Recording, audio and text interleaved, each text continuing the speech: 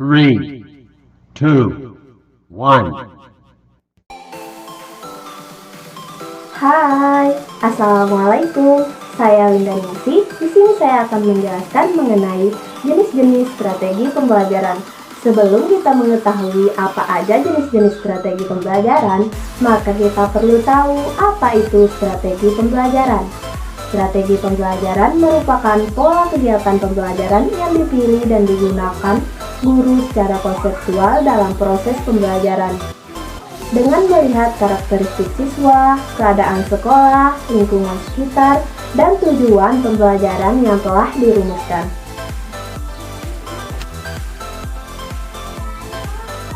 Nah, tadi itu kita udah tahu tuh apa itu strategi pembelajaran. Sekarang kita akan bahas jenis-jenis strategi pembelajaran. Jenis-jenis strategi pembelajaran ada 8. Yang pertama, strategi pembelajaran ekspositori. Kedua, strategi pembelajaran inquiry. Ketiga, strategi pembelajaran berbasis masalah. Keempat, strategi pembelajaran kooperatif. Kelima, strategi pembelajaran efektif. Keenam, strategi pembelajaran konseptual. Ketujuh, strategi pembelajaran aktif.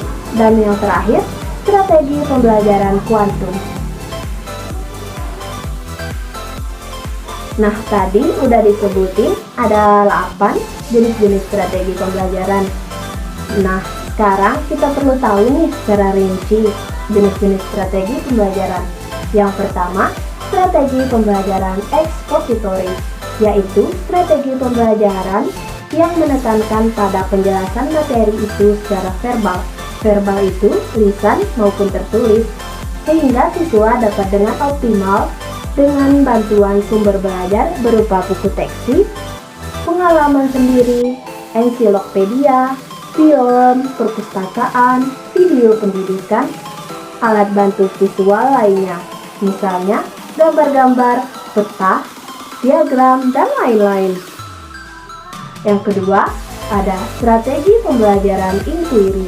Strategi pembelajaran inquiry menerangkan pada keaktifan siswa, diarahkan menjawab sendiri dari pertanyaan, sehingga siswa itu berpikir kritis, logis, dan sistematis. Ketiga, strategi pembelajaran berbasis masalah.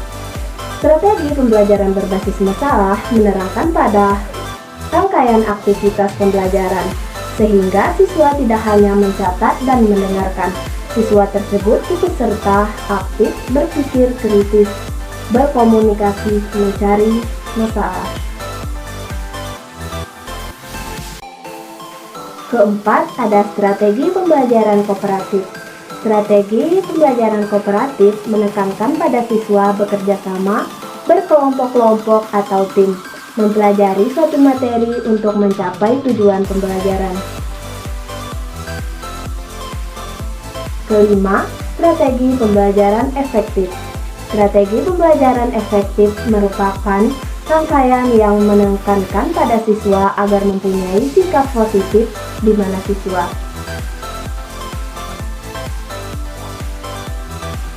Keenam, ada strategi pembelajaran kontekstual. Strategi pembelajaran kontekstual menghadapkan siswa pada proses keterlibatan menemukan materi yang dipelajari, kemudian menghubungkan materi tersebut pada kehidupan nyata mereka. Tujuannya agar dapat mendorong siswa dapat diterapkan dalam kehidupan sehari-hari. Ketujuh, ada strategi pembelajaran aktif.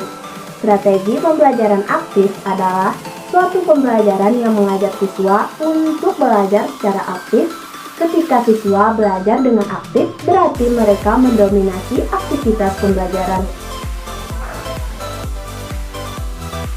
Dan yang terakhir atau yang ke-8, strategi pembelajaran kuantum. Strategi pembelajaran kuantum adalah pembelajaran yang memberikan perlakuan-perlakuan kepada setiap individu sesuai dengan kemampuan masing-masing agar dapat meningkatkan hasil belajar siswa. Sekian dari saya.